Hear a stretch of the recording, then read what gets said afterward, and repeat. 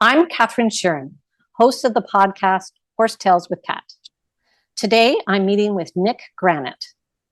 Nick is an FEI Level 3 course designer who attended the Aachen School of Course Design with both Arno Gago and Olaf Peterson.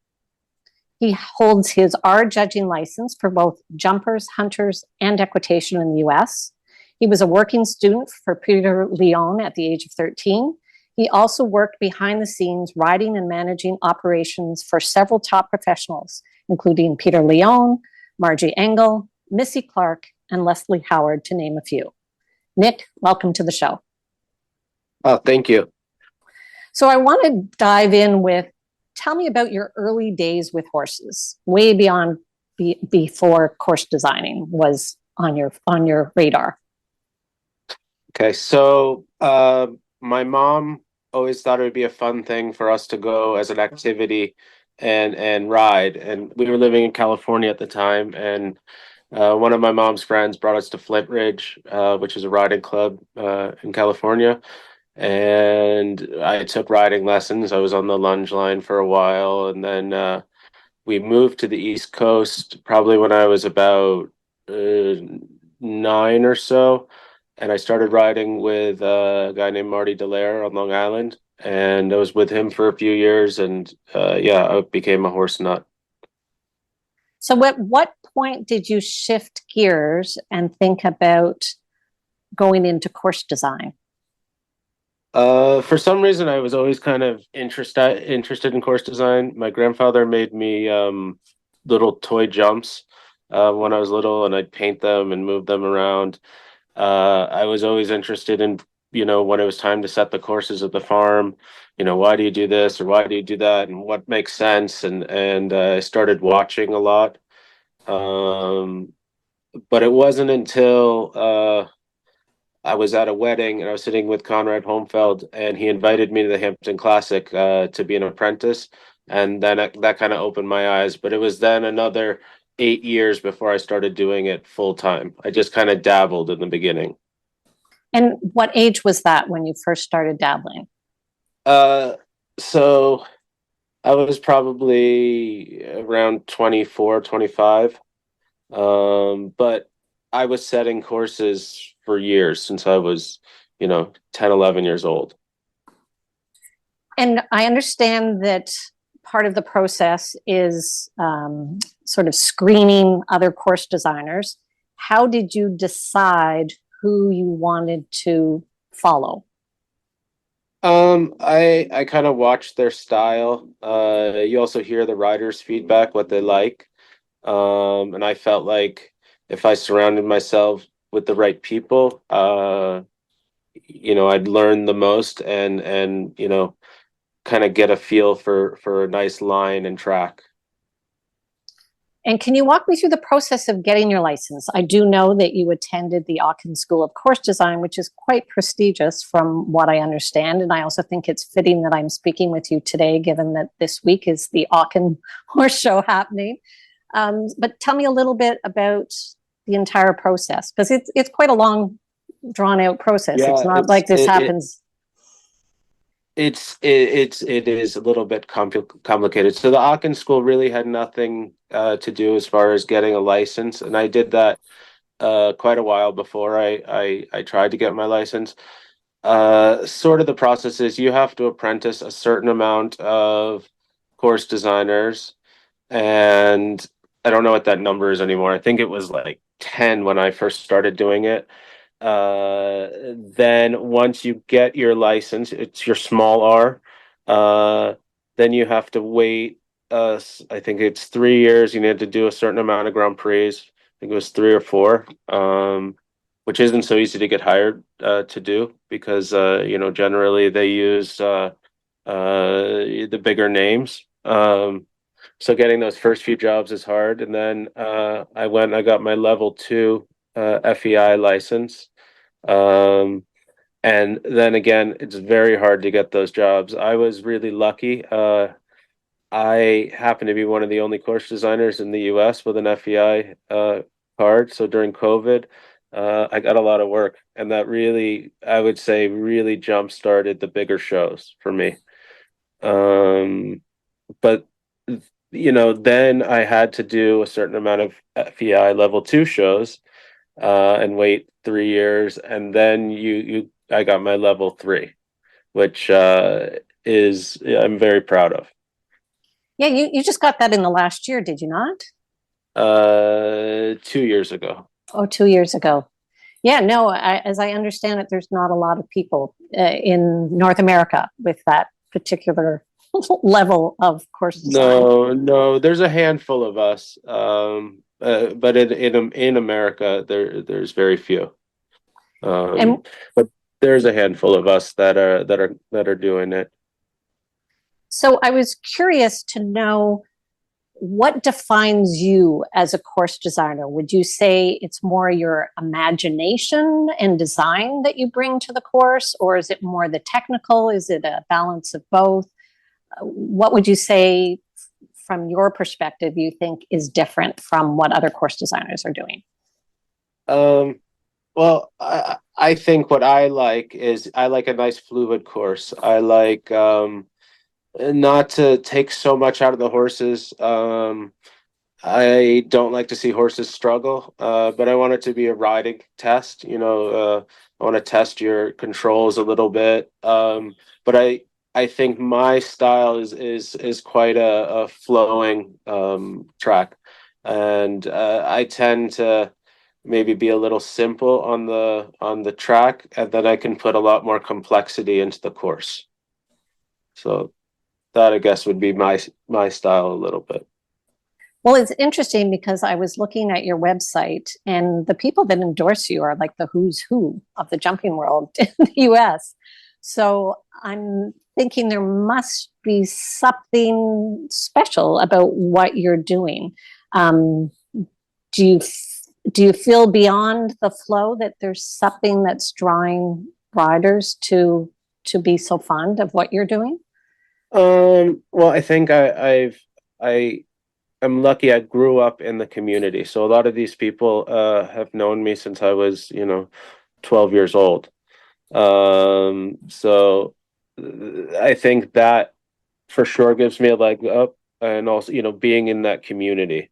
I don't think it's anything special that I do. I think I have some friends that said some very nice things.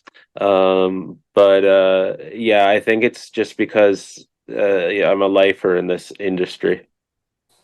Well, I think that speaks a little bit to your character. And I also think you might be selling yourself a little short. So I don't know, but I never really thought of it any other way. So I would like to know what for you is the biggest challenge when you go to a new venue, one that you haven't been to before. Well, okay, if you haven't been there, you want to be comfortable with the footing. That can really make or break the show. And then get to know where the sun comes up, where it sets. I think that's very important. You don't want to jump the horses into the sun, whenever you can help it. I mean, it happens. At some point you have to go up the ring. But I think we try to avoid it the best I can. And then a little bit you have to then see who's the crowd, who are your players there, and then you have to, then you think about, okay, how difficult can I make? And we're talking the main class normally like this. I think with the juniors and amateurs, I try and keep it as simple as possible. I think these people come to the horse show really to have some fun. Yes, they want to get tested, but I think we can't punish them for being amateur riders. And again, I don't want to punish the horses. So I think those are things we really think about is the safety of the horses. I'd like to speak to that a little bit because that was one of my questions for you. I've noticed as an amateur rider, and I'm, at the lower level, I'm doing meter 10. What I've noticed and has been a little bit disappointing for me is we no longer see triple combinations. There's no Liverpools with water. It seems like it's been simplified a lot. There's two doubles instead of a triple. Do you feel that that is out of concerns for safety, or is that just that amateur riders coming up through the ranks are not, I guess, used to being challenged as much? Well, I think it's a little bit of everything. I think that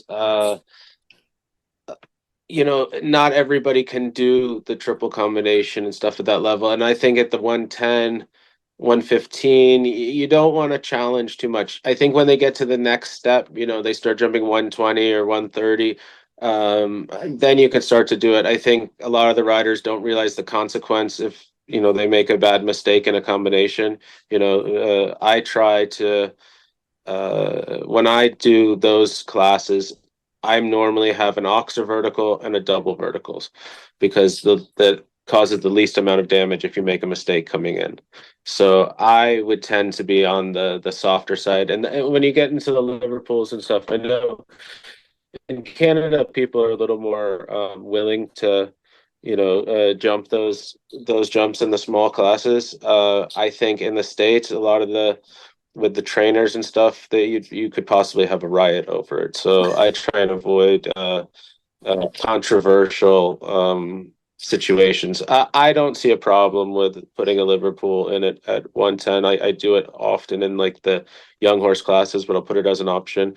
But some people panic about the Liverpool. So if I use it, I'll probably use it at a vertical. So that would be how I'd approach that. That's fair enough.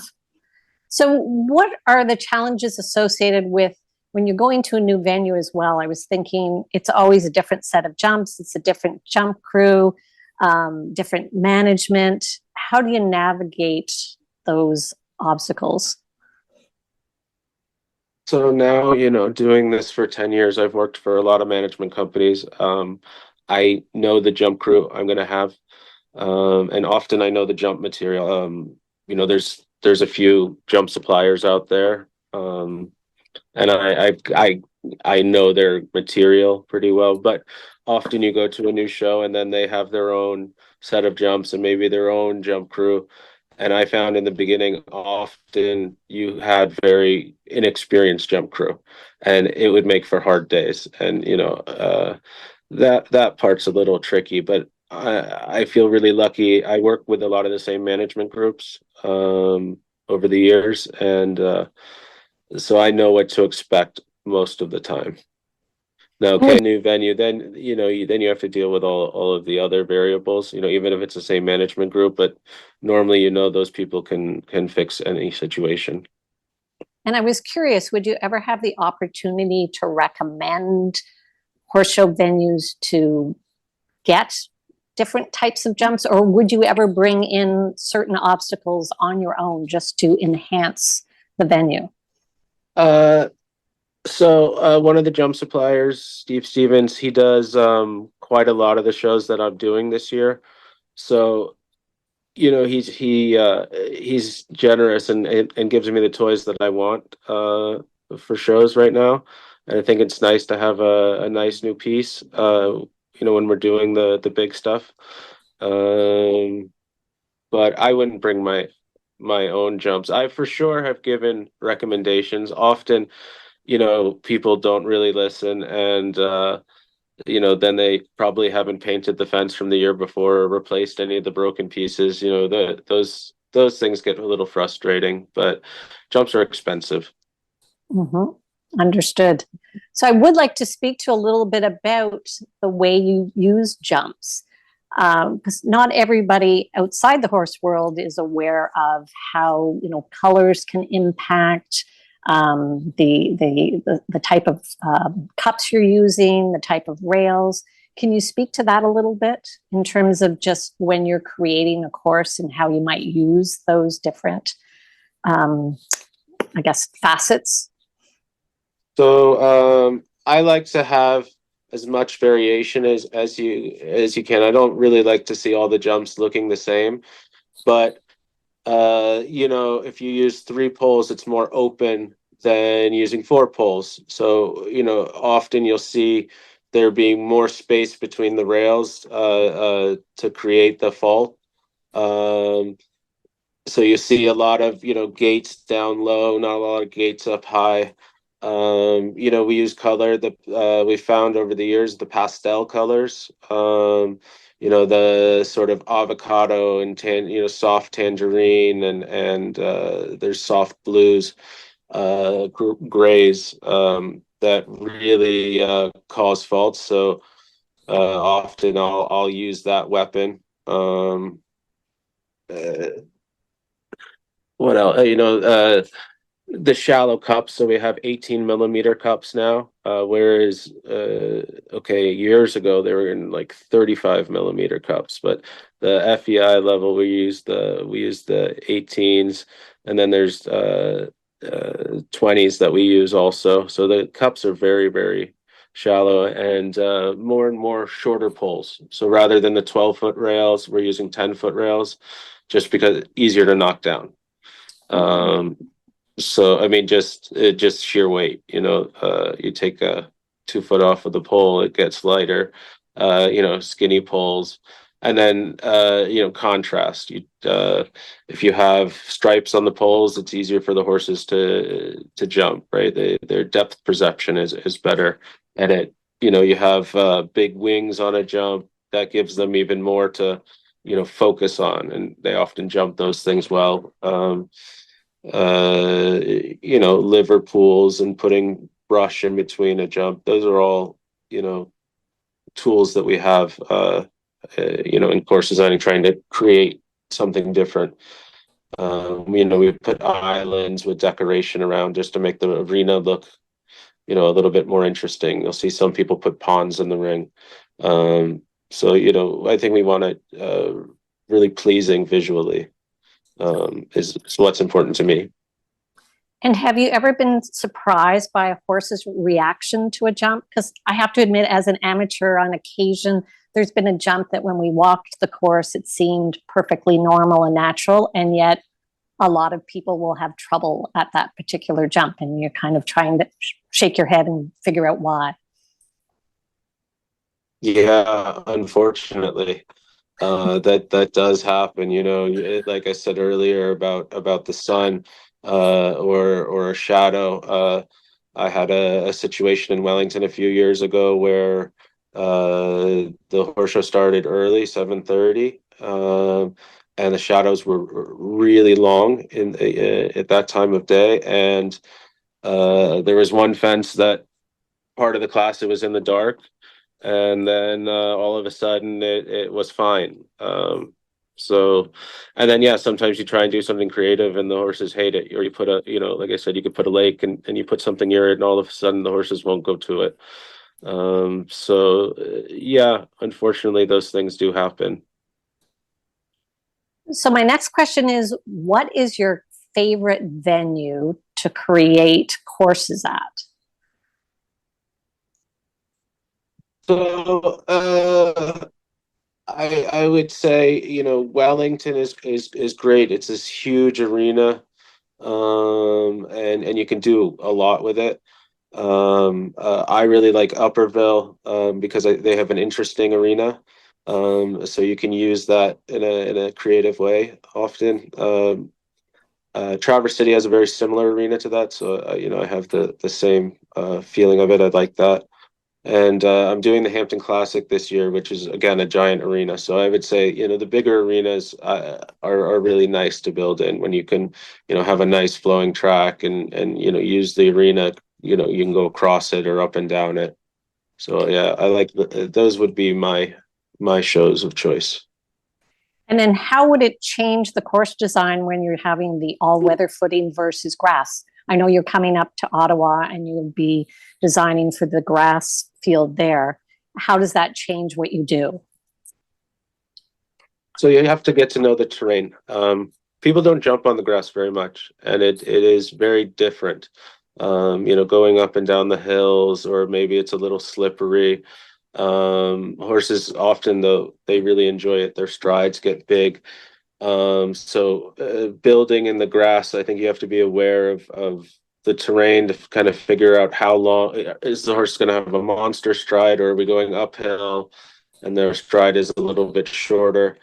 I often say if you just build a normal course with normal distances, the hills will just do everything for you. Ottawa they've done a great job. It's quite flat, but there's a few shows left that you wouldn't say their footing is bad or anything, but they have a little terrain, and I think it's become really unpopular because we have more amateur riders, and it's they don't get a chance to do it, and I think we try and protect them a lot, and you can't go consistently top speed, and you can't show in bad weather often. So I think we're seeing more and more the grass fields go away. There's very few places in the U.S. Where we jump on grass. Canada has some beautiful grass fields, but we don't. It's kind of a dying thing in the U.S. Yeah, fair enough. I would say that everywhere is now aspiring to have the all-weather rings. I guess it makes for safer jumping, and it does mean that they can access the footing all the time. So I can see that's where they're headed.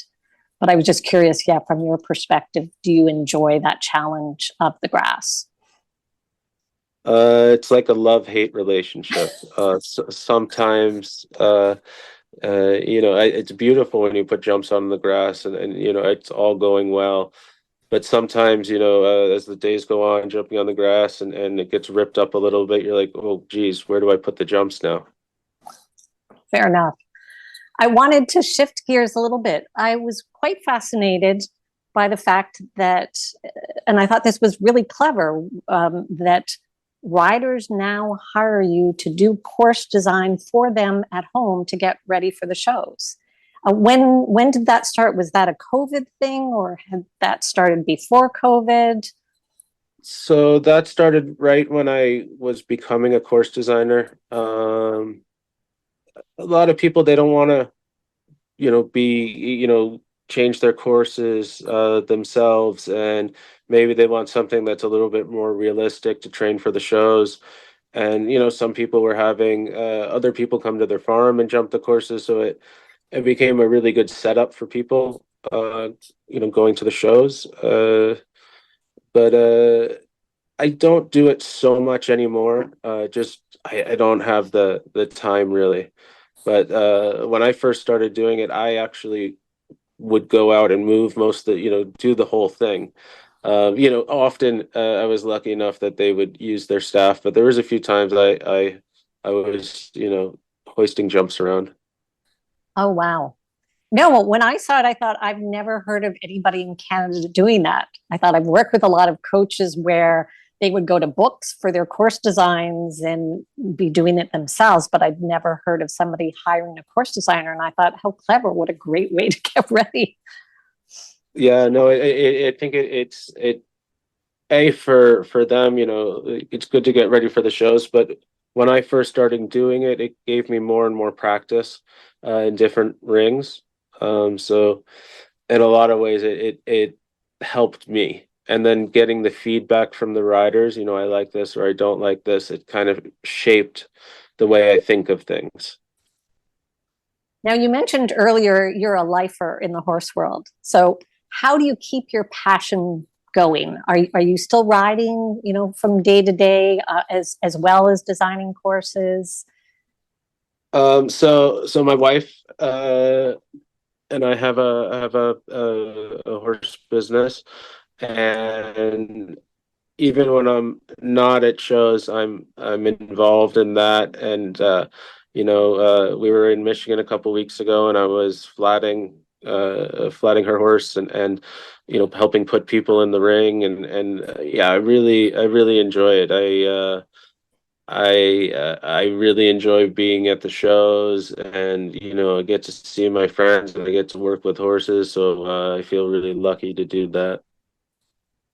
Well, just two last questions for you. One is, do you have a venue that is your dream venue that you have not been able to design a course at yet? Yeah, I mean, a major championship would be something I would really love to do someday. And I think any courses on the US, building an Aachen would be a dream, but that's No, that's a a unicorn. It's always going to be a German course designer as it should be, and but we could always dream. I like it. I like the dream. And my last question is there any course designer out there currently that really inspires you? Um, so I'm Steve Stevens has become really a mentor of mine. And we've worked together a lot, and he's given me a lot of opportunities. So I'd say him, and then Alan Wade. I've worked with him, for 10 years now. I've done shows with him, and he's also, really shaped me as a course designer and given me, experience at bigger shows. And I think he has a really classical style that people like, and I think that's important to surround yourself with people like that. Absolutely. Nick, it was a pleasure speaking with you, and I wish you all the best this week in Lake Placid and look forward to seeing you at Ottawa. Thank you for having me. I really enjoyed it.